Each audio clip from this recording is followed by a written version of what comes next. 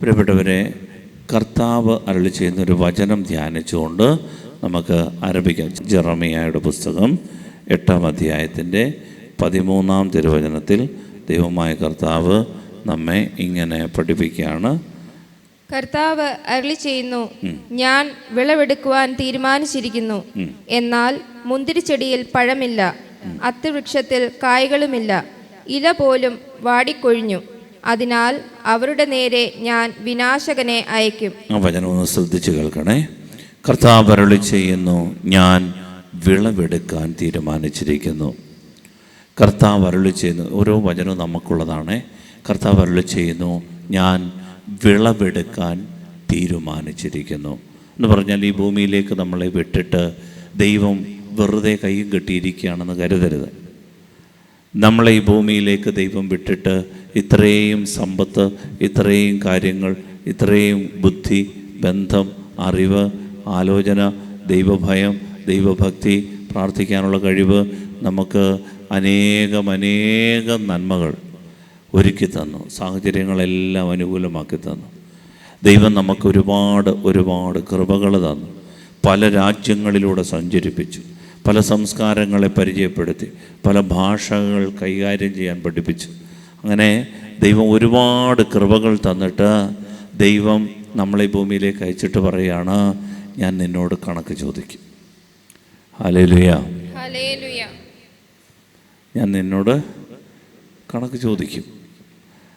നിന്നോട് ഞാൻ കണക്ക് ചോദിക്കും. ഞാൻ ഫലമെടുക്കാൻ ആഗ്രഹിക്കും. അതുകൊണ്ടാണ് നമ്മൾ ലൂക്കായുടെ സുവിശേഷത്തിൽ ഒരു അധ്യായത്തിൽ നമ്മളിങ്ങനെ വായിക്കുന്നുണ്ട്. 13-ാം അധ്യായത്തിലാണ് ഇങ്ങനെ വായിക്കുന്നുണ്ട്. കർത്താവ് ഒരു കൃഷിക്കാരൻ മുന്തിരിത്തോട്ടത്തിൽ ഒരു അത്തിവൃക്ഷം നട്ടുപിടിപ്പിച്ചു. മുന്തിരിത്തോട്ടത്തിൽ അത്തിവൃക്ഷം, എന്നിട്ടതിൽ ഫലമുണ്ടോ എന്ന് ചെന്ന് നോക്കി, ഫലം കണ്ടില്ല. ഈ യജമാനൻ പറഞ്ഞു കൃഷിക്കാരനോട്, നീ ആ മരം അങ്ങ് വെട്ടിക്കളഞ്ഞേര്. 3 വർഷമായിട്ട് ഞാൻ ഫലം അന്വേഷിക്കുന്നു, കാണുന്നില്ല. എന്തിന് നിലം പാഴാക്കണം, അതിനെ കളഞ്ഞേക്കാം. ഹല്ലേലൂയ. പ്രിയപ്പെട്ടവരെ, ദൈവത്തിൻ്റെ മനസ്സാണിത്. നമ്മിൽ നിന്ന് ഫ്രൂട്ട്ഫുൾ ആകുന്നില്ലെങ്കിൽ ദൈവം നമ്മളെ വെട്ടിക്കളയും. അത് കർത്താവിൻ്റെ തീരുമാനമാണ്. അത് നമുക്കൊന്നും ചെയ്യാൻ പറ്റില്ല. പലരും ദൈവം കൈയൊഴിയുന്നതിൻ്റെ കാര്യം എന്താണെന്നറിയാമോ? ഇത്രയും നാൾ പരിപാലിച്ചു കൊണ്ട് നടന്നു, പക്ഷേ നമ്മൾ ഒരു വേണ്ടുന്നത്ര ദൈവം ആഗ്രഹിക്കുന്ന ഒരു റിസൾട്ട് നമുക്കുണ്ടാകുന്നില്ല. സ്വാഭാവികമായിട്ട് നമ്മളെ കൈവെടിയും. ഒന്നുമില്ലാത്തവരെയൊക്കെ ദൈവം ഇങ്ങനെ കയറ്റിക്കൊണ്ടുവരും. എന്താണെന്നറിയാമോ? അവർക്ക് അല്പം കൊടുത്തത് കൊണ്ട് അവർ വലിയ അനുഗ്രഹമായി മാറും. അപ്പോൾ ഈ ഫ്രൂട്ട്ഫുൾ ആകണമെന്ന് ദൈവം ആഗ്രഹിക്കുന്നുണ്ട്. ഹല്ലേലൂയ, സ്നേഹത്തോടെ ഹല്ലേലൂയ. കർത്താവ് അരുളി ചെയ്യുന്നു, ഞാൻ വിളവെടുക്കാൻ തീരുമാനിച്ചിരിക്കുന്നു. പക്ഷേ കർത്താവ് വന്നപ്പോൾ, അടുത്ത വചനം, എന്നാൽ മുന്തിരിച്ചെടിയിൽ പഴമില്ല, അത്തിവൃക്ഷത്തിൽ കായ്കളുമില്ല, ഇല പോലും വാടിക്കൊഴിഞ്ഞു. ഇല പോലും വാടിക്കൊഴിഞ്ഞൊരവസ്ഥയാണ്. ഇല പോലും വാടിക്കൊഴിഞ്ഞു നിൽക്കുന്നു. ഇത് കണ്ടിട്ട് കർത്താവ് പറയാണ്, ഞാൻ അവരുടെ നേരെ വിനാശകനെ അയക്കും. ആരാണ് വിനാശകൻ? കർത്താവ് വ്യക്തമായിട്ട് യോഹന്നാന്റെ സുവിശേഷം 10:10 പറയുന്നു, കള്ളൻ വരുന്നത് മോഷ്ടിക്കാനും കൊല്ലാനും നശിപ്പിക്കാനുമാണ്. നശിപ്പിക്കാൻ, മോഷ്ടിക്കാൻ, കൊല്ലാൻ, നശിപ്പിക്കാൻ. നാശം, നശിപ്പിക്കുക, വിനാശകൻ. അപ്പോൾ ആരാ അത്? കർത്താവ് യേശുമിശിഹ പഠിപ്പിക്കുകയാണ്, വിനാശകൻ എന്ന് പറയുന്നത് പിശാചാണ്. അവൻ വന്നാൽ നാശം ഉണ്ടാക്കിയിട്ടേ പോകത്തുള്ളൂ. അപ്പം ഈ വിനാശകനെ ഞാൻ അനുവദിക്കും വരാൻ. പ്രിയപ്പെട്ടവരെ, നമ്മുടെ ജീവിതത്തിൽ പിശാച്, വിനാശകൻ പ്രത്യക്ഷപ്പെടുന്ന, ഇടപെടുന്നതും എപ്പോഴാണെന്നറിയാമോ? നമ്മൾ ഫ്രൂട്ട്ഫുൾ അല്ലാതാകുമ്പോഴാണ്. ദൈവത്തിൻ്റെ വചനം പറയുകയാണ്, നമ്മളിൽ ഫലമില്ലയോ, അലസതയും മന്ദതയും മടുപ്പും പിടിച്ച് നമ്മൾ ഉദ്ദേശിക്കുന്ന രീതിയിൽ റിസൾട്ട് ഉണ്ടാകുന്നില്ലെങ്കിൽ ഓട്ടോമാറ്റിക് പിശാച് അവിടെ വരും. അതുകൊണ്ടാണ് അലസൻ്റെ മനസ്സ് പിശാചിൻ്റെ പണിപ്പൂരയാണ്, വർക്ക്ഷോപ്പാണ്. കേട്ടിട്ടില്ലേ? അങ്ങനെയുണ്ട്. അലസത.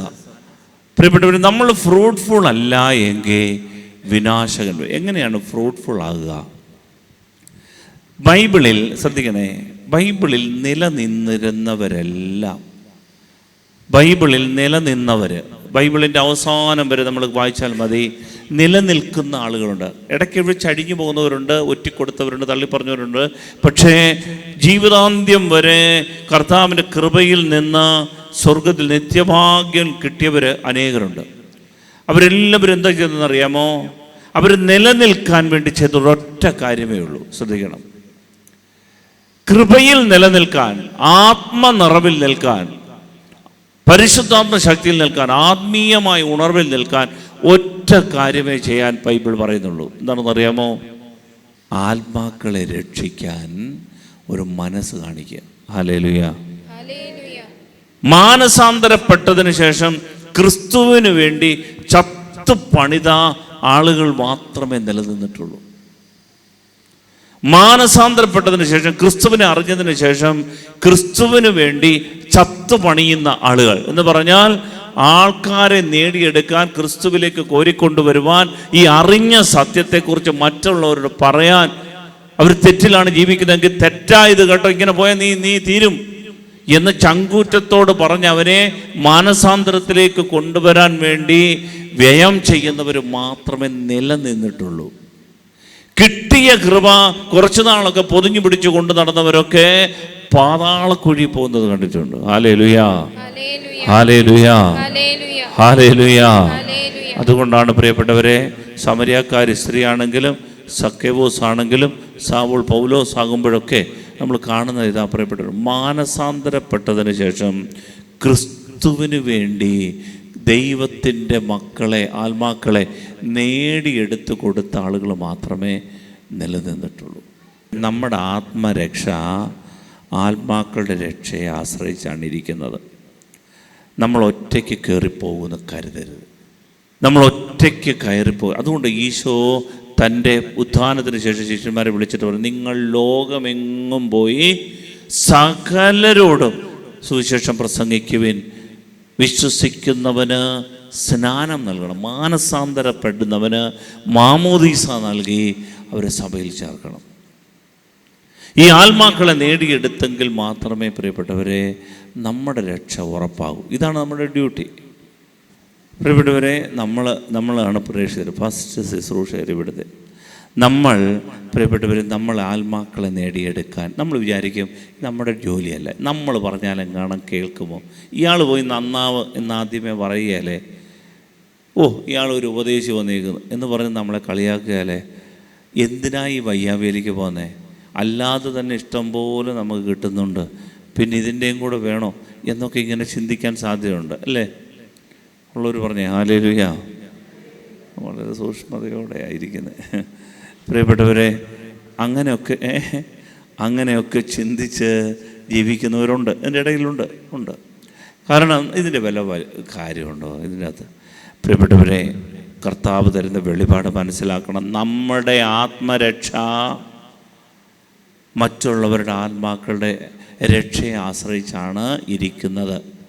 ഇത് ഡിപ്പെൻഡൻറ്റ് വിസയാണ്. ഡിപ്പെൻഡൻറ്റ് വിസ, ചേച്ചി കയറിപ്പോയി, അവിടെ ചെന്നു ജോലി ചെയ്തു, ചേച്ചിയുടെ സാരി തുമ്പിൽ കയറി ചേട്ടൻ പോയി, ചേട്ടൻ്റെ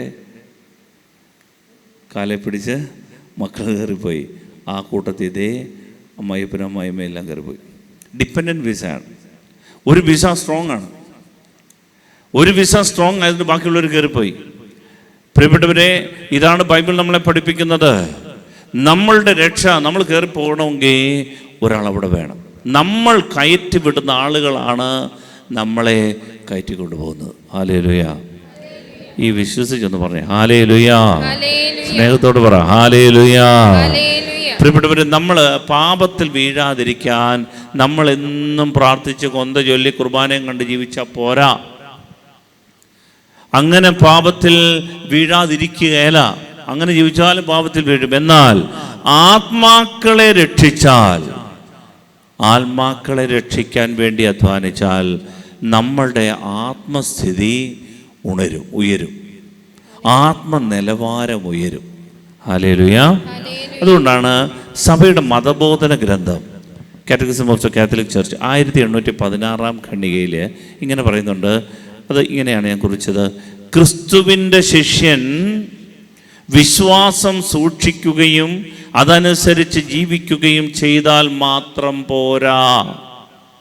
സഭ പഠിപ്പിക്കുകയാണ്, പിതാക്കന്മാർ പഠിപ്പിക്കുകയാണ്, ക്രിസ്തുവിൻ്റെ ശിഷ്യൻ വിശ്വാസം സൂക്ഷിക്കുകയും അതനുസരിച്ച് ജീവിക്കുകയും ചെയ്താൽ മാത്രം പോരാ. സഭ ഇത് പഠിപ്പിക്കുന്നത് വചനത്തിൻ്റെ ആധികാരികതയിലാണ്, അടിസ്ഥാനത്തിലാണ്. എന്നിട്ട് പറയുകയാണ്, ആ വിശ്വാസം ഏറ്റുപറയുകയും ഉറപ്പോടെ അതിന് സാക്ഷ്യം വഹിക്കുകയും അടുത്തത് അത് പ്രചരിപ്പിക്കുകയും കൂടെ ചെയ്യണം. ഹല്ലേലൂയ. പ്രിയപ്പെട്ടവരെ, നമുക്ക് വിശ്വാസമുണ്ട്, സത്യം. പക്ഷേ ഈ വിശ്വാസം പ്രചരിപ്പിക്കുവാൻ, മറ്റുള്ളവരോട് പറയാൻ, അവരെ സത്യത്തിലേക്ക് കൊണ്ടുവരുവാനുള്ള വലിയൊരു ശുശ്രൂഷ, സാക്ഷ്യം രക്ഷയ്ക്ക് അത്യന്താപേക്ഷിതമാണെന്ന് സഭ പഠിപ്പിക്കുന്നു. നമ്മളൊരു തിരിച്ചറിവ് നമുക്ക് വേണം, ഒരു വെളിപാട് നമുക്ക് വേണം. നമുക്ക് ആത്മരക്ഷ ഒറ്റയ്ക്ക് നേടിയെടുക്കാൻ പറ്റില്ല. നമ്മുടെ സമീപത്ത് ചത്തുപോകുന്ന ആൾക്കാരുണ്ട്. ഞാൻ ഇന്ന് കുറച്ചു നേരം ആ വചനം നോക്കി, പക്ഷേ കണ്ടില്ല. അതായത് ചീഞ്ഞളിഞ്ഞ പദാർത്ഥം പോലെ, ചീഞ്ഞു പോകുന്ന, ജീർണിച്ചു പോകുന്ന പച്ചക്കറി പോലെ മനുഷ്യാത്മാക്കൾ നശിച്ചു കൊണ്ടിരിക്കുക. അനേക ആത്മാക്കൾ ഓരോ നിമിഷവും നശിച്ച് നാശകോശം അടഞ്ഞുകൊണ്ടിരിക്കുക. അനേക ആത്മാക്കൾ പാപത്തിൻ്റെ ബന്ധനത്തിൽ എഴുന്നേറ്റ് വരാൻ പറ്റാത്ത വിധം, ജീവിതത്തിൽ ഒരിക്കലും ഗതി പിടിക്കാൻ സാധിക്കാത്തവണ്ണം പിശാച് ബന്ധിച്ചിട്ടിരിക്കുന്ന ഒരുപാട് ആൾക്കാരെ, എൻ്റെ പ്രിയപ്പെട്ടവരെ, തഴക്ക ദോഷങ്ങൾ കഴിയുന്നവർ, വിനാശത്തിൻ്റെ അശുദ്ധ ലക്ഷണം നിൽക്കരുതാത്തടത്ത് പോലും നിൽക്കും, വിശുദ്ധ സ്ഥലത്ത് പോലും നിൽക്കും. അങ്ങനെ പിശാച് ആധിപത്യം പുലർത്തിക്കൊണ്ടിരിക്കുമ്പോൾ ഈ ആത്മാക്കളെ പിശാചിൻ്റെ കയ്യിൽ നിന്ന് മോചിപ്പിച്ചെടുക്കാനുള്ള ഒരു കടമ നമുക്കുണ്ട്. എൻ്റെ അച്ഛൻ ഇത് പറയുമ്പോൾ ഞങ്ങളുടെ അവസ്ഥ എനിക്ക് വല്ലാത്ത അവസ്ഥയാണ്. ഞങ്ങളൊന്ന് രക്ഷപ്പെട്ടിട്ട് വേണ്ടേ? പ്രിയപ്പെട്ടവർ, ആ രക്ഷപ്പെടാനുള്ള വഴിയാണ് ഈ പറഞ്ഞു തരുന്നത്. Hallelujah, hallelujah. ആ രക്ഷ നമുക്കുണ്ട് എന്നുള്ളതിൻ്റെ ഉറപ്പാണ് ഈ വന്നിരിക്കുന്നത്. ആ രക്ഷ നമുക്ക് ദൈവം തരാൻ, കൃപ തരാൻ, അഭിഷേകം തരാൻ നമ്മുടെ കൂടെ ഉണ്ട് എന്നുള്ളതിൻ്റെ അടയാളമാണ്. എൻ്റെ പിതാവിനാൽ ആകർഷിക്കപ്പെട്ടാൽ അല്ലാതെ ആർക്കും എൻ്റെ അടുത്ത് വരാൻ പറ്റില്ല. അങ്ങനെയെങ്കിൽ പിതാവ് നോട്ടമിട്ട ദൈവമക്കളായിരിക്കുന്നത്. വിശ്വാസത്തോട് പറ ഹല്ലേലൂയ. പിതാവ് ശ്രദ്ധിച്ച മക്കളായിരിക്കുന്നേ, പറ ഹല്ലേലൂയ, ഹല്ലേലൂയ. പ്രിയപ്പെട്ടവരെ, ആ ദൈവം ഉന്നതത്തിൽ നിന്ന് വരം ലഭിച്ചാലല്ലാതെ ആർക്കും എൻ്റെ അടുത്ത് വരാൻ സാധിക്കില്ല. കർത്താവ് പറഞ്ഞു, ഉന്നതത്തിൻ്റെ വരം കിട്ടിയവരാ നമ്മൾ കരുതരുത് വെറുതെ നമ്മൾ വന്നാണ്, അയ്യോ എനിക്കൊരു തടസ്സമുണ്ടെന്നാ ഒന്ന് പോയേക്കാം. അങ്ങനല്ല. തടസ്സവും, ഈ വിവാഹ തടസ്സവും ജോലി തടസ്സവും വീട് തടസ്സവും ഒന്നും അല്ല ഇവിടുത്തെ വിഷയം. രോഗവും വിഷയങ്ങളൊന്നും അല്ല. രോഗവും കഷ്ടപ്പാടും ഒക്കെ അല്ലേലും വരും. പ്രിയപ്പെട്ടവരെ, അതല്ല ഇവിടുത്തെ വിഷയം. എൻ്റെ പിതാവിൽ ഒരു വരം എനിക്ക് കിട്ടിയിട്ടുണ്ട്, എൻ്റെ പിതാവിൻ്റെ അടുത്ത് വരാൻ. അതാണ് ഈശോ പഠിപ്പിച്ചത്. ആ വരം കിട്ടിയവർ. അതുകൊണ്ട് നമ്മുടെ രക്ഷ നമുക്ക് ഉറപ്പ്. വന്നി റമ്പാച്ചൻ എപ്പോഴും പഠിപ്പിക്കുന്നൊരു കാര്യം, നമ്മുടെ ശ്രദ്ധിക്കണം, വന്നി റമ്പാച്ചൻ്റെ ജീവിതം എന്താണ് എന്നാരെങ്കിലും ചോദിച്ചു കഴിഞ്ഞാൽ ഒറ്റ കാര്യം മാത്രം മനസ്സിലാക്കിയാൽ മതി. വന്നി റമ്പാച്ചൻ പഠിപ്പിക്കുന്നത് 1 തെസ്സലോനിക്കർ 5-ാം അധ്യായത്തിൻ്റെ 23-ാം വാക്യം ശ്രദ്ധിച്ച് കേൾക്കണേ. അതായത് റമ്പാച്ചൻ ഇവിടെ പഠിപ്പിക്കുന്ന കാര്യമെന്ന് പറയുന്നത് ഒരു വലിയ ആത്മീയ രഹസ്യമാണ്. അദ്ദേഹം നിരവധി നാളുകളിലും മൗനത്തിലിരുന്ന് അദ്ദേഹത്തിൻ്റെ ദൈവത്തിൻ്റെ ആത്മാവ് വെളിപ്പെടുത്തി കൊടുത്ത സത്യമാണ്.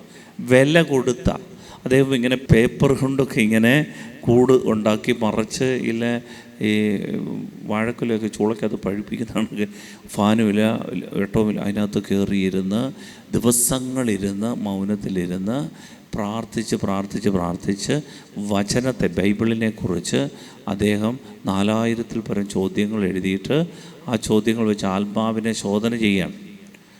ആത്മാവിനെ സ്വയം പരിശോധന സഹായി, അത് പുസ്തകമൊക്കെ ഉണ്ട്. എൻ്റെ ഒരു 2000-ൽ പരം ചോദ്യങ്ങൾ കിട്ടിയിട്ടുണ്ട്. ബാക്കിയുടെ പെട്ടെന്ന് കിട്ടും. പ്രിയപ്പെട്ടവരെ, വന്യ റമ്പാച്ചൻ പഠിപ്പിക്കുന്ന അടിസ്ഥാന വചനം ഒരെണ്ണമാണ് ഞാൻ പറയുന്നത്. 1 തെസ്സലോനിക്കർ 5:23 വായിക്കാമോ? സമാധാനത്തിന്റെ ദൈവം നിങ്ങളെ പൂർണ്ണമായി വിശുദ്ധീകരിക്കട്ടെ. നമ്മുടെ കർത്താവായ യേശു ക്രിസ്തുവിന്റെ പ്രത്യാഗമനത്തിൽ നിങ്ങളുടെ ആത്മാവും ജീവനും ശരീരവും അവികലം പൂർണ്ണവുമായി ഇരിക്കാൻ ഇടയാകട്ടെ. നിങ്ങളുടെ ആത്മാവും ജീവനും ശരീരവും. അതായത് ദേഹം, ദേഹി, ആത്മാവ്. മനുഷ്യന് ഗ്രീക്ക് ഫിലോസഫിയിലും ഹിന്ദുയിസത്തിലും ഒക്കെ പറയുന്നത് നമുക്ക് മനുഷ്യന് രണ്ട് കാര്യങ്ങളേ ഉള്ളൂ. ഒന്ന് ശരീരം, ഒന്ന് ആത്മാവ്. ശരീരവും ആത്മാവ്. അതുകൊണ്ടാണ് ആത്മാവ് വേർപെട്ട് കഴിഞ്ഞാൽ പിന്നെ ശരീരം ജീർണിച്ചു പോയി, പിന്നെ ഈ ആത്മാവ് പ്രേതമായി ഇങ്ങനെ അലിഞ്ഞു തിരിഞ്ഞ് നടക്കും. എന്നാൽ ക്രൈസ്തവ കാഴ്ചപ്പാടിൽ നമ്മെ പഠിപ്പിക്കുന്നത്, പരിശുദ്ധാത്മാവ് പഠിപ്പിക്കുന്നത്, നമുക്ക് ദേഹമുണ്ട്, ആത്മാവുണ്ട്, ഇതിൻ്റെ ഇടയ്ക്ക് വേറൊരു സംഭവമുണ്ട്. എന്താണ്? ദേഹി, ജീവൻ, സോൾ, പ്രാണൻ. അതുകൊണ്ടാണ് അദ്ദേഹം ഈ പ്രാണനെ ഫോക്കസ് ചെയ്യുകയാണ്. എന്തിനാണ് ഈ പ്രാണനെ ഫോക്കസ് ചെയ്യുന്നതെന്ന് അറിയാമോ? നമ്മുടെ ആത്മാവ് യേശുക്രിസ്തുവിൻ്റെ കുരിശുമരണത്താൽ രക്ഷിക്കപ്പെട്ടു, രക്ഷ പ്രാപിച്ചു. ആത്മാവ് യേശുക്രിസ്തുവിൻ്റെ കുരിശുമരണത്താൽ രക്ഷ പ്രാപിച്ചു. ആത്മാവ് ഇവിടെ, പ്രാണൻ ഇവിടെ, ദേഹി ഇവിടെ, ദേഹം ഇവിടെ. ഇപ്പം ഇവിടെ എന്താ? ദേഹി. ഇവിടെ എന്താ?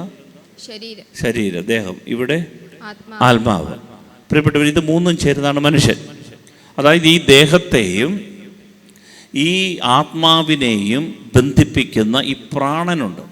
ഇതിനെ, ശരീരത്തിനെ ഉയർപ്പിക്കുന്ന, ശരീരത്തിൻ്റെ ഉയർപ്പിലും ഞങ്ങൾ വിശ്വസിക്കുന്നു. ഈ ശരീരത്തെ കൂടി ഉയർപ്പിക്കുന്നത് ഈ ദേഹിയുടെ വീണ്ടെടുപ്പാണ്, ഈ പ്രാണന്റെ വീണ്ടെടുപ്പാണ്. ഈ പ്രാണൻ വീണ്ടെടുക്കപ്പെടും. ഈ പ്രാണൻ പാതാളത്തിൽ കിടക്കും. ഇവിടെ ഇങ്ങനെ ഇരുന്നാലും പ്രാണൻ പാതാളത്തിൽ കിടക്കുന്നവരാ പലരെയും. കാര്യം നോക്കിയാൽ നല്ല വെടിപ്പാട്ടൊക്കെ ഇങ്ങനെ കലക്കി തേച്ചൊക്കെ ഇരിക്കുകയാണ്, പക്ഷേ പ്രാണൻ പാതാളത്തിലാണ്. അതുകൊണ്ടാണ് പ്രാണനെ കാരാഗ്രഹത്തിൽ നിന്ന് മോചിപ്പിക്കണമേ എന്ന് പ്രാർത്ഥിക്കുന്നത്. ഇങ്ങനെ മാത്രമേ ദൈവത്തെ സ്തുതിക്കാൻ പറ്റത്തുള്ളൂ. മോചിപ്പിക്കപ്പെട്ടെങ്കിൽ മാത്രമേ ദൈവത്തെ ആരാധിക്കാൻ പറ്റൂ. അതുകൊണ്ട് പ്രഭാഷകന്റെ പുസ്തകത്തിൽ പറയും, പാപിക്ക് സ്തോത്രഗീതം ഇണങ്ങുന്നില്ല, സ്തുതിക്കാൻ പറ്റത്തില്ല. ചുമ്മാ കണ്ടുകൊണ്ട് നിൽക്കും, വേലിത്തമ്പി തിളവ നിൽക്കുന്നതൊക്കെ ഇങ്ങനെ നിൽക്കും. പക്ഷേ ദൈവത്തെ സ്തുതിക്കാൻ പറ്റത്തില്ല, ആരാധിക്കാൻ പറ്റത്തില്ല. കാരണം പ്രാണൻ പാതാളത്തിൽ കിടക്കുക, തടക്കദോഷങ്ങളിൽ കിടക്കുക. ഈ പ്രാണനെ മോചിപ്പിച്ചെടുക്കാൻ വേണ്ടി വന്യറമ്പാച്ചൻ എന്ത് ചെയ്തു? അദ്ദേഹത്തിന് കിട്ടിയ ഒരു രഹസ്യമാണ്, കർത്താവേ, അങ്ങയുടെ വചനം കൊണ്ട് സ്വയം പരിശോധന ചെയ്ത് ഇത് മോചിപ്പിച്ചെടുക്കണം. അങ്ങനെ ഒരു ശുശ്രൂഷയൊക്കെ വരും. നമ്മൾ ക്രമേണ അതിലേക്കൊക്കെ വലിയ ആഴത്തിലേക്കൊക്കെ വരും. 4000 ചോദ്യങ്ങൾ തന്നെ കിടപ്പുണ്ട്. അതിൻ്റെയൊക്കെ ഉത്തരം നമ്മൾ കണ്ടെത്തണമെങ്കിൽ പ്രാണൻ്റെ നിലവാരമൊക്കെ വർദ്ധിക്കുകയുള്ളൂ. നമ്മൾ ക്രമേണ ആത്മാവ് നമ്മളെ പഠിപ്പിക്കും. ഹല്ലേലൂയ. പ്രിയപ്പെട്ടവരെ, ഈ പ്രാണന്റെ വീണ്ടെടുപ്പാണ് ആത്മാവിൻ്റെ രക്ഷ. ഈ ആത്മാവുണ്ടല്ലോ, ഈ ആത്മാവ് രക്ഷിക്കപ്പെട്ടു. കർത്താവായ യേശു മിശിഹായുടെ കുരിശുമരണത്തിൻ്റെ യോഗ്യതയാൽ നമ്മുടെ മേൽ ഒരു മുദ്രയുണ്ട്. അതുകൊണ്ടാണ് കർത്താവിൻ്റെ വരവിൽ ഈ ആത്മാവ് രക്ഷപ്പെടും. ഒരു ഉദാഹരണം പറഞ്ഞാൽ നിങ്ങൾക്ക് മനസ്സിലാവും. പൗലോസ് ലേഖ കോറിന്തോസിലെ സഭയിൽ ചെന്ന് പറയുകയാണ്, കോറിന്തോസിലെ മക്കൾ മിടുക്കരാണ്, ഒത്തിരി വരങ്ങളുള്ളവരാ, പരിശുദ്ധാത്മാവിൻ്റെ വരദാനങ്ങളൊക്കെ ഉള്ളവരാ. പക്ഷേ അവരുടെ ഇടയിൽ ഒരു ബന്ധം, ഒരു വീട്ടിൽ വിജാതീയരുടെ ഇടയിൽ പോലും ഇല്ലാത്ത ഒരു ബന്ധം. എന്താണെന്നറിയാമോ? അവിടുത്തെ മൂത്ത മകൻ ആ വീട്ടിലെ അപ്പൻ്റെ ഭാര്യയുമായി അവിഹിത ബന്ധത്തിൽ കഴിയുക. ഹല്ലേലൂയ. എന്ന് പറഞ്ഞാൽ അപ്പൻ്റെ അമ്മയല്ല, അപ്പൻ്റെ രണ്ടാനമ്മയുമായിട്ട് അവിഹിത ബന്ധത്തിൽ ഈ മകൻ. ഇത് കഴിഞ്ഞപ്പോൾ പൗലോസ് ലീഗ വന്നിട്ട് പറയുകയാണ്, അവനെ എക്സ്കമ്മ്യൂണിക്കേറ്റ് ചെയ്തത്, സഭയിൽ നിന്ന് പുറത്താക്കിയത്, പള്ളിയിൽ നിന്ന് പുറത്താക്കി, എഴുതി തള്ളിയേക്കാൻ പറഞ്ഞു, പേര് വെട്ടിയേക്കാൻ പറഞ്ഞു. ഒരാൾ സ്വന്തം പിതാവിൻ്റെ ഭാര്യയുമായി അവിഹിതമായി വേഴ്ചയിൽ കഴിയുന്നു, എന്നിട്ട് നിങ്ങൾ അഹങ്കരിക്കുന്നു. വാസ്തവത്തിൽ നിങ്ങൾ വിലപിക്കുകയല്ലേ വേണ്ടത്? ഇങ്ങനെ പ്രവർത്തിച്ചവനെ നിങ്ങളിൽ നിന്ന് നീക്കിക്കളയുവിൻ. ആ മനുഷ്യനെ അവന്റെ അധമ വികാരങ്ങളിൽ ഇല്ലായ്മ ചെയ്യേണ്ടതിന് പിശാചിന് ഏൽപ്പിച്ചു കൊടുക്കണം. ആ മനുഷ്യനെ ശ്രദ്ധിച്ചു കേൾക്കണേ. ആ മനുഷ്യനെ, അവൻ പള്ളിക്കാരനാ, അവൻ മാമോദിസ മുങ്ങിയവനാ, സഭയിലെ അംഗമാ. പക്ഷേ അവൻ്റെ പ്രാണൻ എവിടെ കിടക്കുന്നേ? പാതാളത്തിൽ കിടക്കുകയാണ്. അതുകൊണ്ട് പൗലോസ് അപ്പോസ്തലൻ പറയുകയാണ്, ആ മനുഷ്യനെ അവൻ്റെ അധമ വികാരങ്ങൾ ഇല്ലായ്മ ചെയ്യാൻ വേണ്ടി പിശാചിന് വിട്ടുകൊടുത്തേക്കാൻ പറയും. ഈ പിശാച് ഇവനെ കൊണ്ടുപോയി ഇക്ഷാറ ഇണ്ണാറ എണ്ണിച്ച് ഇങ്ങനെ അവസാനം അങ്ങനെ അവന്റെ ആത്മാവ് എങ്ങനെ പിശാചിട്ട് ഈ ഇക്ഷാറ ഇണ്ണാറ എണ്ണിച്ചതിന് ശേഷം അവൻ്റെ ആത്മാവ് കർത്താവായ യേശുവിന്റെ ദിനത്തിൽ രക്ഷ പ്രാപിക്കട്ടെ. അവൻ്റെ ആത്മാവ് കർത്താവായ യേശുവിൻ്റെ ദിനത്തിൽ രക്ഷ പ്രാപിക്കും. കാരണം എന്താ? യേശു ക്രിസ്തുവിൻ്റെ നാമത്തിൽ മാമോദീസ മുങ്ങിയ ഒരു കുഞ്ഞായത്. പ്രിയപ്പെട്ടവരെ, ഇവൻ്റെ ആത്മാവ് രക്ഷപ്പെട്ടതാണ്, ആത്മാവ് രക്ഷിക്കപ്പെട്ടതാണ്. എന്നാൽ ഇവൻ്റെ പ്രാണനുണ്ടല്ലോ പാതാളത്തിൽ കിടക്കുക.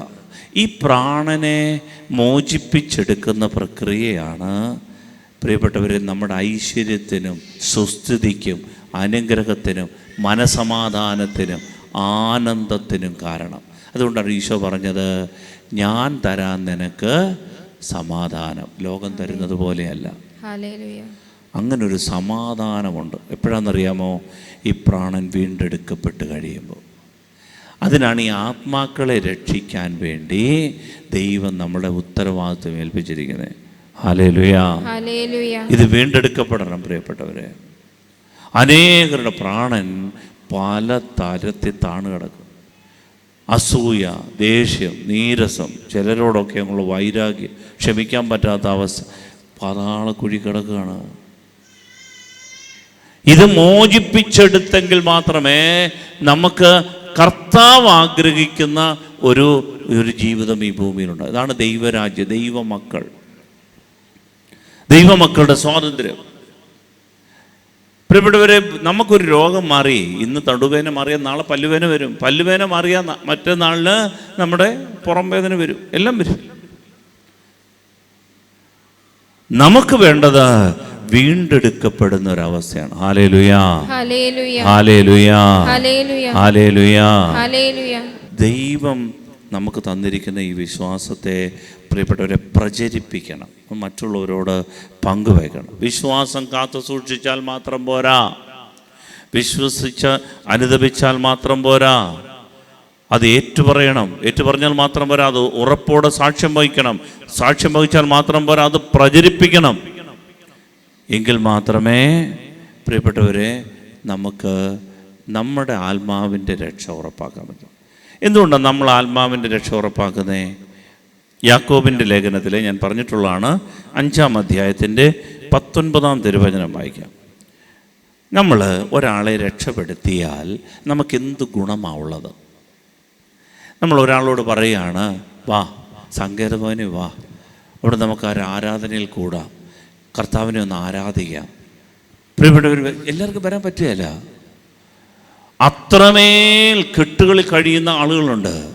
എല്ലാവർക്കും ഈ ആരാധനയുടെ, ഈ കർത്താവിനെ അറിയുന്ന ഒരു സ്നേഹത്തെക്കുറിച്ചൊക്കെ വരാൻ പറ്റില്ല. അപ്പം നമുക്ക് ദൈവം തുറന്നു തന്നിരിക്കുന്നൊരു വാതില, ഇത് പിടിച്ചോണം, ഇത് തുടരണം, ഇത് കണ്ടിന്യൂ ചെയ്യണം. എന്തിനാണെന്നറിയാമോ? ഇവിടെ കിട്ടുന്ന ചില ബോധ്യങ്ങളൊക്കെ ഉണ്ടല്ലോ, എന്നേക്കുമായി നമ്മുടെ പാരമ്പര്യത്തെ, നമ്മുടെ തലമുറയെ, നമ്മുടെ ഇനിയും വരാനുള്ള 7 തലമുറയൊക്കെ വിശുദ്ധീകരിക്കാനുള്ള സ്വർഗത്തിൻ്റെ പദ്ധതിയാണ്. നമ്മൾ മാത്രമല്ല, ഇത് കേട്ടിട്ട് നമ്മൾ അനേകരെടുത്ത് പറയും, അനേകരെ ഈ അറിഞ്ഞ സത്യത്തിലേക്ക് കൊണ്ടുവരും. കുറഞ്ഞ പക്ഷം ഒരാളൊരു തെറ്റ് ചെയ്യുന്നത് കാണുമ്പോൾ തെറ്റാടാ, അത് ചെയ്യരുത് എന്ന് പറയാനുള്ള ഒരു ധൈര്യം ഉണ്ടല്ലോ, പരിശുദ്ധാത്മാവ് തരും. Hallelujah, hallelujah. ഒരുപക്ഷെ അതുണ്ടെങ്കിൽ അന്നേരം അവൻ കേട്ടില്ലെങ്കിലും ഏതെങ്കിലും ഒരു കാലത്ത് അവളത് കേട്ടിട്ട്, അവൾ പറഞ്ഞത് ശരിയാ, അവൻ പറഞ്ഞത് ശരിയാ, അവൻ തിരിച്ചു വരാൻ ഇടവന്നാൽ, അങ്ങനെ ഒരാൾ തിരിച്ചു വന്നാൽ ഇടവന്നാൽ, യാക്കോബ് 5:19 വായിക്കാമോ? എന്താണെന്ന്? എന്റെ സഹോദരന്മാരെ, നിങ്ങളിൽ ഒരാൾ സത്യത്തിൽ നിന്ന് വ്യതിചലിക്കുകയും അവനെ വേറൊരാൾ തിരിച്ചു കൊണ്ടുവരികയും ചെയ്തുവെങ്കിൽ, പാപിയെ തെറ്റായ മാർഗത്തിൽ നിന്ന് പിന്തിരിപ്പിക്കുന്നവൻ തൻ്റെ ആത്മാവിനെ മരണത്തിൽ നിന്ന് രക്ഷിക്കുകയും തൻ്റെ നിരവധിയായ പാപങ്ങൾ തുടച്ചു മാറ്റുകയും ചെയ്യുന്നുവെന്ന് നിങ്ങൾ അറിഞ്ഞുകൊള്ളുവേ. Hallelujah, hallelujah. എൻ്റെ സഹോദരരെ, നിങ്ങളിൽ ഒരാൾ സത്യത്തിൽ നിന്ന് തെറ്റിപ്പോയി, വേറൊരാൾ ഇത് കണ്ടിട്ട് എൻ്റെടാ നീ പോവല്ലടാ വാടാ എന്ന് പറഞ്ഞ് അവനെ പിടിച്ചുകൊണ്ട് നിർബന്ധിച്ച് ചീത്ത വിളി കേട്ട്, അടി കേട്ട്, തൊഴി കേട്ട് എല്ലാം തിരിച്ചു കൊണ്ടുവന്നെങ്കിൽ, വചനം പറയാണ്, പുതിയ നിയമത്തിൽ യാക്കോബ് ശ്ലീഹ പറയാണ്, മക്കളെ, ഈ തിരിച്ചു കൊണ്ടുവരുന്നവനുണ്ടല്ലോ, ഈ ചീത്ത കെട്ടവൻ, നാണം കെട്ടവൻ, ഇവൻ മറ്റുള്ളവരുടെ മുമ്പിൽ നാണം കെടേണ്ടി വന്നു. ഇയാൾക്കൊരു പണിയില്ലയോ, ഇയാളൊന്നും പോയി തരാവോ? എന്നാലും ഇയാൾ പറയും, വാടാ പ്ലീസ് ഡാ, ഇവിടെ വാടാ. ഈ കൊണ്ടുവരുന്നവനുണ്ടല്ലോ, ഈ കൊണ്ടുവരുന്നവന് കിട്ടുന്ന അനുഗ്രഹം എന്താണെന്നറിയാമോ? പാപിയെ തെറ്റായ മാർഗത്തിൽ നിന്ന് പിന്തിരിക്കുന്നവൻ തൻ്റെ ആത്മാവിനെ മരണത്തിൽ നിന്ന് രക്ഷിക്കും. ഹല്ലേലൂയ. എന്ന് പറഞ്ഞാൽ ഈ ആത്മാവ് ഒരാളെ രക്ഷപ്പെടുത്തിയാൽ ഈ ആത്മാവ് പിന്നെ നഷ്ടപ്പെട്ടു പോകാൻ ദൈവം അനുവദിക്കുകയല്ലെന്ന്. ഈ ആത്മാവ് എന്നേക്കുമായി ദൈവം ആ ആത്മാവിനെ രക്ഷപ്പെടും. ഒരാളെ പ്രിയപ്പെട്ടവരെ മടുത്തു പോകരുത്. വചനം പറഞ്ഞ, പുതിയ നിയമത്തിൽ പറഞ്ഞ, യാക്കോബ് ശ്ലീഹ പറഞ്ഞാണ്, കർത്താവിൻ്റെ അടുത്ത് നിന്ന് അവൻ്റെ അധരത്തിൽ നിന്ന് കേട്ട ജ്ഞാനം ഉൾക്കൊണ്ട് ശ്ലീഹന്മാർ പഠിപ്പിച്ച സത്യമാ, പരിശുദ്ധാത്മാവ് വെളിപ്പെടുത്തിയ സത്യമാ. ഒരാത്മാവിനെ രക്ഷപ്പെടുത്തിയാൽ തൻ്റെ ആത്മാവിനെ മരണത്തിൽ നിന്ന് രക്ഷിക്കുകയും, അടുത്തത് തൻ്റെ നിരവധിയായ പാപങ്ങൾ തുടച്ചു നീക്കുകയും ചെയ്യുന്നുവെന്ന് അറിഞ്ഞുകൊള്ളുവിൻ. ജെറമ്യാ 16:16 വാക്യം. ഞാൻ അനേകം മീൻപിടുത്തക്കാരെ വരുത്തും. ഞാൻ അനേകം മീൻപിടുത്തക്കാരെ വരുത്തും. കർത്താവ് പറയാണ് ഈ മീൻപിടുത്തക്കാരെ വരുത്തും എന്ന് പറയുന്നത് ബൈബിളിൽ പറയുന്നത് പോയിട്ട് നത്തോലി പിടിക്കാൻ വേണ്ടിയല്ല. ബൈബിളിൽ പറയുന്നത് എന്താണെന്നറിയാമോ? ഈ മനുഷ്യനെ നേടിയെടുക്കാൻ, മനുഷ്യനെ ആത്മാക്കളെ രക്ഷപ്പെടുത്താനുള്ള ആൾക്കാരെ കർത്താവ് ഒരുക്കുക, വിളിക്കുക. എനിക്ക് വേണ്ടത് മധ്യസ്ഥ പ്രാർത്ഥന നടത്തി, അല്ലെങ്കിൽ അവർക്ക് വേണ്ടി മുട്ടുമേ നിന്ന് കുരിശിൻ്റെ വഴി നടത്തി, ഇവിടെ അഖണ്ഡ ജപമാല നടത്തി ഈ ആത്മാക്കളെ നേടിയെടുക്കാൻ വേണ്ടി പ്രിയപ്പെട്ടവരെ ഞാൻ അനേകരെ തിരഞ്ഞെടുക്കും. അവർ അവരെ പിടികൂടും, കർത്താവ് അരുളി ചെയ്യുന്നു. പിന്നീട് ഞാൻ അനേകം നായാട്ടുകാരെ വരുത്തും. അവർ പർവ്വതങ്ങളിൽ നിന്ന്, മലകളിൽ നിന്ന്, പാറ ഇടുക്കുകളിൽ നിന്നും അവരെ വേട്ടയാടി പിടിക്കും. അതായത് കർത്താവ് പറയാണ്, ചില ആളുകളൊക്കെ ഉണ്ടല്ലോ ഈ മീൻപിടുത്തക്കാരെ കണക്ക് ശ്രദ്ധിക്കും. ഈ മീൻപിടുത്തക്കാർ ഭയങ്കര ചടുലതയാണ്. ഞാൻ ഒരിക്കൽ പുറംകടലിൽ പോയത് ഓർക്കുന്നുണ്ട്.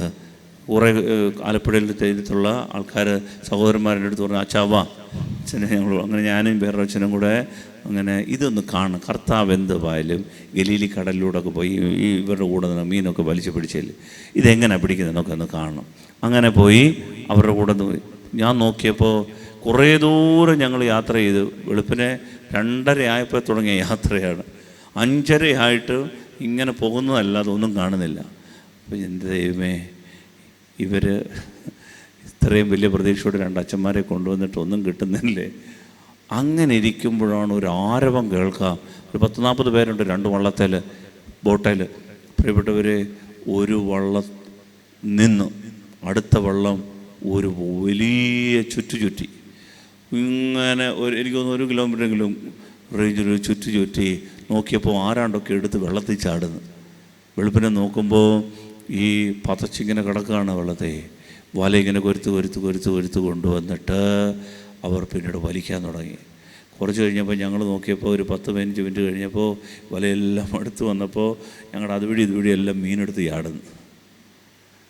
ചടുലത എന്ന് പറഞ്ഞാൽ സൂക്ഷ്മതയോടെ അവർക്കറിയാം. ഇളക്കം കണ്ടപ്പോൾ ഉണ്ട്, തിരയിളക്കം കണ്ടപ്പോൾ അവർക്ക് മനസ്സിലായി ഇത് ഏത് ടൈപ്പിലുള്ള മീനാണ്. ഇവിടെ വീശ കിട്ടും, അവർ പിടികൂടി. കർത്താവ് പറയുകയാണ്, ഞാൻ മീൻപിടുത്തക്കാരെ വിളിക്കുമെന്ന് പറഞ്ഞാൽ പ്രിയപ്പെട്ടവരെ, ചില ആളുകൾ എങ്ങോട്ട് പോകുന്നു ചാഞ്ഞു നിൽക്കുന്നവരുടെ നോട്ടം എങ്ങോട്ടാ, അവിടെ പോക്ക് എങ്ങോട്ടാ. ചിലർക്ക് പെട്ടെന്ന് മനസ്സിലാവും അപകടമാ, ഈ ആത്മാവ് അപകടത്തിലാ പോന്നേ. പിടികൂടും, കൊണ്ടുവരും, രക്ഷപ്പെടുത്തും. ചില ആളുകൾ അതിനു വേണ്ടി പ്രാർത്ഥിക്കും. എനിക്ക് എത്രയോ പേര് വിളിച്ചിട്ട് പറയാൻ, ചാ ഒന്ന് പ്രാർത്ഥിക്കും ഇന്ന ആൾക്ക് വേണ്ടി. ഞാൻ ചോദിച്ചാൽ അത് നിങ്ങളുടെ ആരാ? എൻ്റെ ആരുമല്ല ചാച്ചാ, ഒന്ന് പ്രാർത്ഥിക്കാച്ചാ. പ്രിയപ്പെട്ടവനെ, ചില ആളുകൾ വീണു പോകുന്ന കാണുമ്പോൾ ഉണ്ടല്ലോ, ചടുലതയോടുകൂടി ചില ആളുകൾ അവരെ വീണ്ടെടുത്തുകൊണ്ട് വരും. ഹല്ലേലൂയ. പോട്ടെ, ആയിക്കോട്ടെ, എങ്ങനൊന്നും കരുതരുത്. സമയമില്ല, നമുക്ക് ഒറ്റ ജീവിതമേ ഉള്ളൂ. ഇനി ഉറങ്ങിക്കഴിയാനുള്ള നേരമില്ല. ഹല്ലേലൂയ. പ്രിയപ്പെട്ടവരെ, എന്നിട്ട് പറയുകയാണ്, ചിലരെ ഞാൻ നായാട്ടുകാരൻ നായാട്ടുകാരൻ്റെ ശ്രദ്ധ രാത്രി മുഴുവൻ ഇങ്ങനെ നോക്കിയിരിക്കും. കാരണം ഈ മനുഷ്യൻ്റെ ഒരു ചെറിയ അശ്രദ്ധ മതി, ഇര ചാടിപ്പോവും. അത്ര ശ്രദ്ധയോടെ ഞാൻ ആത്മാക്കളെ പിടിക്കും. എന്നിട്ട് പറയുകയാണ്, ചിലർ എവിടെയൊക്കെ ഇരിക്കുന്നതെന്നറിയാമോ ഈ ഇരകൾ? ചിലർ പർവ്വതങ്ങളുടെ ഇടയിൽ. ആര്? ഈ പാപികളെ, ഈ ആത്മാക്കൾ, നശിച്ചു പോകുന്ന ആത്മാക്കൾ. ചിലർ മലയിടുക്കുകളിൽ ഉടുമ്പ് കണക്കെ. ഞാനൊരു ചേട്ടായിയെ രക്ഷപ്പെടുത്താൻ വേണ്ടി ആഗ്രഹിച്ചു. അവൻ്റെ വീട്ടിൽ പോയി വെളുപ്പിനെ പോയി അവനെ പൊക്കിയെടുത്ത് അവനെ ഉടുതുണി ഒഴിച്ച് വെള്ളം ഒടിച്ച് ബോധമില്ലാതെ കിടക്കുക. അവനെ എന്നിട്ട് അവസാനം മനസ്സിലായി ഞാൻ വന്നെന്ന്, ഞാനും തോമസ് കുട്ടി ഞാനും വന്നെന്ന് മനസ്സിലായി. അങ്ങനെ വാരി കോരി എടുത്ത് അവനെ വണ്ടിയെ കയറ്റി അവനെ കൂടെ കൊണ്ടുവന്നിട്ട് അവനെ ധ്യാനത്തിന് വിട്ടു. ഒരാഴ്ച ധ്യാനമൊക്കെ കൂടി അവൻ തിരിച്ചു വന്നിട്ട് ഞാൻ അങ്ങോട്ട് പോയി, തോമസ് കുട്ടിച്ച ഇങ്ങോട്ട് പോയി, അവൻ വേറൊരു വഴിക്കും പോയി. ചില ആളുകൾ ഇങ്ങനെ ഉടുമ്പ് കണക്കെ പിടിച്ചു കിടക്കുകയാണ്, വിട്ടുകൊടുക്കുക. വലിയ പാടാണ് ഇതിനെ കൊണ്ട്. പക്ഷേ കർത്താവ് പറയുകയാണ്, ഞാൻ ഈ നായാട്ടുകാരെ മലകളിൽ കയറ്റിവിടും, പർവ്വതങ്ങളിൽ കയറ്റിവിടും. ഈ ഉടുമ്പ് കണക്കെ പിടിച്ച് കിടക്കുന്നതിനെ പിടിച്ചുകൊണ്ട് വരും. കർത്താവ് അത് ആഗ്രഹിക്കുന്നു എൻ്റെ പ്രിയപ്പെട്ടവരെ. Hallelujah, hallelujah. അതുകൊണ്ടാണ് നമ്മുടെ ആത്മരക്ഷയ്ക്ക് നമ്മൾ മറ്റുള്ളവരുടെ ആത്മാക്കളെ രക്ഷിക്കാൻ തയ്യാറാകും. ഒരുപാട് ആത്മാക്കളുണ്ട്, പ്രാർത്ഥിക്കാൻ അറിയാത്തവർ, പള്ളി വരെ പോകാൻ മടി കാണിക്കുന്നവർ, മദ്യപിച്ച് നടക്കുന്നവർ, തെറ്റായ ബന്ധങ്ങളിൽ കഴിയുന്നവർ, മൊബൈലിൻ്റെ അടിമത്തങ്ങളിൽ കഴിയുന്നവർ, വിഷാദപ്പെട്ട് ഇങ്ങനെ മുറിക്കകത്ത് തന്നെ കഴിയുന്നവർ, മനുഷ്യനെ കണ്ടാൽ ഇറങ്ങി ഓടുന്നവർ, മരിച്ചാലോ എന്ന് കരുതുന്നവർ, ഒരുപാട് പേര് തളർന്ന് കിടപ്പുണ്ട് എൻ്റെ പ്രിയപ്പെട്ടവരെ. അങ്ങനെയുള്ള ആളുകളെ മോചിപ്പിച്ചെടുക്കാൻ, പ്രാർത്ഥിക്കാൻ, അവർക്ക് വേണ്ടി വില കൊടുക്കാൻ, അവരെ നേടിയെടുക്കാൻ അവരോട് പറയണം. പേടിച്ചെന്ന് മാറിയിരിക്കുക, അവരോട് പറയണം, വാ തുറന്ന് പറയണം. എൻ്റെ പ്രിയപ്പെട്ടവരെ, നമുക്ക് പറഞ്ഞാൽ അവർ കേൾക്കത്തില്ലായിരിക്കാം, പക്ഷേ ദൈവത്തിൻ്റെ ആത്മാവാ പ്രവർത്തിക്കുക. നമ്മുടെ ഡ്യൂട്ടി എന്ന് പറഞ്ഞാൽ പറയുക, അത്രേ ഉള്ളൂ. എൻ്റെ ഡ്യൂട്ടി എന്ന് പറഞ്ഞാൽ നിങ്ങളോട് ഇത് പറയുക. ഇത് കഴിഞ്ഞ് നിങ്ങളുടെ പുറകെ വടിയെടുത്തുകൊണ്ട് ഞാൻ വീട്ടിൽ വരുന്നൊന്നുമില്ല. പറയുക, എൻ്റെ ഡ്യൂട്ടി കഴിഞ്ഞു. ബാക്കി ദൈവത്തിൻ്റെ ആത്മാവാ പ്രവർത്തിക്കുന്നത്, ദൈവത്തിൻ്റെ ആത്മാവ് പ്രവർത്തിക്കും. അവരോട് വഴക്കുണ്ടാക്കാനൊന്നും നിൽക്കണ്ട, വരുന്നെങ്കിൽ വരട്ടെ, പക്ഷെ പറയുക, ദൈവത്തിൻ്റെ പരിശുദ്ധാത്മാവ് പ്രവർത്തിക്കും. ഹല്ലേലൂയ, ദൈവത്തിൻ്റെ ആത്മാവ് അത് പ്രവർത്തിക്കും, നമ്മുടെ ആത്മാവ് രക്ഷപ്പെടും. Hallelujah, hallelujah. അതുകൊണ്ട് വിശുദ്ധ അഗസ്തീനോസ് ഒക്കെ പറയുന്നത്, ഒരാത്മാവിനെ നിങ്ങൾ രക്ഷിക്കുമ്പോൾ നിങ്ങളുടെ ആത്മാവിൻ്റെ രക്ഷ നിങ്ങൾ മുൻകൂട്ടി നിർണയിച്ചു കഴിഞ്ഞിരിക്കുന്നു. ഒരാത്മാവിനെ നിങ്ങൾ രക്ഷിക്കുമ്പോൾ നിങ്ങളുടെ ആത്മാവിൻ്റെ രക്ഷ നിങ്ങൾ മുൻകൂട്ടി നിർണയിച്ചു കഴിഞ്ഞിരിക്കുന്നു. ഹല്ലേലൂയ. പ്രിയപ്പെട്ടവരെ, ആ ഞാൻ ഒരിക്കലും ഓർക്കുന്നുണ്ട്, ഒരിക്കലും ഒരു ധ്യാനം കഴിഞ്ഞ് വർഷങ്ങൾക്ക് മുമ്പ് തിരിച്ചു വരുന്ന വഴിക്ക് കൊട്ടാരക്കരയ്ക്ക് അപ്പുറത്തേക്കുമ്പോൾ എന്നെ ഒരാൾ വിളിച്ചിട്ട് പറഞ്ഞു, അച്ഛൻ്റെ ഒരു കുഞ്ഞാട്, എനിക്ക് പരിചയമുള്ളൊരാൾ, ഒന്ന് വരുന്നതെന്നല്ല, വീട് കത്തിച്ചിട്ട് ഭാര്യയെ വെട്ടി മക്കളും പേടിച്ച് ഇവിടെ ഓടി നിൽക്കുകയാണെന്ന് പറഞ്ഞു.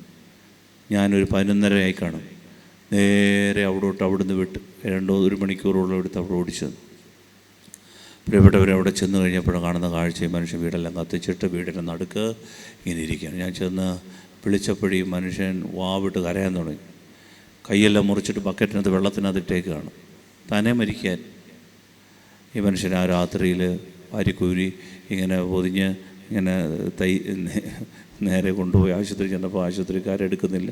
അവിടുന്ന് ഗവൺമെൻറ് ആശുപത്രി കൊണ്ടുപോയി. അവിടുന്ന് പിന്നെ കാഞ്ഞിരപ്പള്ളിക്ക് അപ്പുറത്തൊരു സ്ഥലത്ത് കൊണ്ടുപോയി അവിടെ കൊണ്ടുപോയി അഡ്മിറ്റാക്കി. അവിടുന്ന് പിന്നെ അവിടുന്ന് ഒരു ധ്യാനമൊക്കെ വിട്ട് ആ മനുഷ്യൻ 2 ആഴ്ചയ്ക്കുള്ളിൽ തിരികെ വന്ന് ഈ മനുഷ്യൻ മാനസാന്തരപ്പെട്ട്, ഈ മനുഷ്യൻ ഭാര്യയോട് ക്ഷമ ചോദിച്ച് മക്കളെ തിരിച്ചു കൊണ്ടുവന്ന് വീട് പണിത് അവിടെ മനോഹരമായൊരു അദ്ദേഹം തന്നെ അധ്വാനിച്ച് വീട് പണിത് ആ വീടെല്ലാം ഭംഗിയാക്കി അദ്ദേഹം ഇങ്ങനെ ദൈവത്തിൻ്റെ കൃപയിൽ കഴിഞ്ഞിടയ്ക്ക് ഒരു ദിവസം ഇങ്ങനെ കണ്ടപ്പോൾ മനുഷ്യൻ്റെ കൈ ഇങ്ങനെ കെട്ടിപ്പിടിച്ചിട്ട് പറഞ്ഞു, ഒരിക്കലും എനിക്ക് അച്ഛനെ മറക്കാൻ പറ്റില്ലെന്ന്.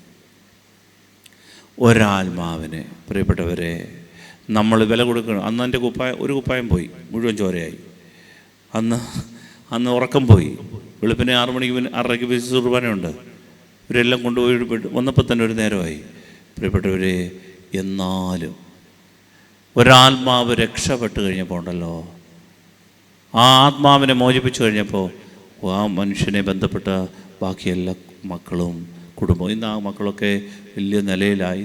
ദൈവം അവരെയൊക്കെ അനുഗ്രഹിച്ചു ചേർത്തത് എനിക്ക് കണ്ണുകൊണ്ട് കാണാനായിട്ട് സാധിച്ചു. Hallelujah, hallelujah. പ്രിയപ്പെട്ടവരെ, ഇതാണ് യഥാർത്ഥത്തിൽ ആത്മാക്കളെ രക്ഷിച്ചാൽ, ഒരു ആത്മാവ് രക്ഷപ്പെട്ടാൽ ആ ആള് പരിസരത്തിൽ നിൽക്കുന്നവരെയെല്ലാം രക്ഷപ്പെടുത്തിക്കോളും. നമ്മുടെ ഡ്യൂട്ടി അവരോട് കാര്യം പറയുക. ദൈവത്തിൻ്റെ ആത്മാവ് പ്രവർത്തിച്ച് പിന്നീട് കാണുന്നത് ആത്മാക്കൾ മുഴുവൻ രക്ഷപ്പെടുന്ന, അതാണ് ദൈവം ആഗ്രഹിക്കുന്നത്. ഈ കാലഘട്ടത്തിൽ പ്രിയപ്പെട്ട നമുക്ക് വിശ്വാസമുണ്ട്, പള്ളിയുണ്ട്, പാട്ടുണ്ട്, കുർബാനയുണ്ട്, ഹൂത്തോമമുണ്ട്, നമുക്കെല്ലാം അറിയാം. കാണിക്കയുടെ നേർച്ചയുടെ പള്ളി വഴക്കുണ്ടാക്കും, നമ്മൾ പൊതുയോഗം നടത്തും, എല്ലാം റെഡിയാണ്. പക്ഷേ ആത്മരക്ഷയെക്കുറിച്ചൊരു അവബോധം നമുക്ക് നഷ്ടപ്പെട്ടു പോകുന്നു. അതുകൊണ്ട് ഞാൻ തിരുമേനിയോട് പറഞ്ഞു, എനിക്ക് ഇനിയിപ്പോൾ കുറച്ചുകൂടെ പള്ളിയും വേണ്ടെന്ന് പറഞ്ഞു. ആത്മാക്കളെ രക്ഷപ്പെടുത്താനുള്ള സൗകര്യം വരും. അതിനാണ് പ്രിയപ്പെട്ടവരെ ഈ ധ്യാന കേന്ദ്രമൊക്കെ ഇവിടെ കർത്താവ് ഒരുക്കി തന്ന്. നിങ്ങൾ എന്ത് ചെയ്യണം? ഓഗസ്റ്റ് മാസം 7, 8, 9 തീയതികളിൽ താമസിച്ചുള്ള ധ്യാനം ഇവിടെയുണ്ട്. നിങ്ങൾ മറ്റുള്ളവരോട് ഒരാത്മാവിന് അവരാവശ്യമാണെന്ന് അറിയാം. അവർ ദാഹിക്കുന്ന അനേകരുണ്ടെന്നേ, ദാഹത്തോടെ ഒന്ന് രക്ഷപ്പെടാം. എന്നെ ആരെങ്കിലും ഒന്ന്, ഇന്നാണ് ഒരു മുസ്ലിം സഹോദരൻ വിളിച്ച് അന്വേഷിച്ചിരിക്കുന്നത്. മുസ്ലിം സഹോദരൻ, ഇതെന്തോ ഇവിടെ നടക്കുന്നേ, എങ്ങനെയാണ് അല്ലേ എൻക്വയറി നടത്തിയിരിക്കുന്നത്. അതായത് അതുപോലെ ആളുകൾ ദാഹിക്കുന്നുണ്ട്, ഞങ്ങൾക്ക് വരാമോ എന്നുള്ള രീതിയിലാണ്. പ്രിയപ്പെട്ടവരെ, ആത്മാക്കൾ രക്ഷപ്പെടാൻ ദൈവം സാഹചര്യങ്ങൾ ഒരുക്കുമ്പോൾ നമ്മൾ മുഖം തിരിഞ്ഞ് നിൽക്കരുത്. നമ്മളതിനോട് കൃപയോട് സഹകരിക്കണം. അത് നമ്മുടെ കുടുംബത്തിൻ്റെ തലമുറയുടെ ഐശ്വര്യമായി മാറും. ഹല്ലേലൂയ.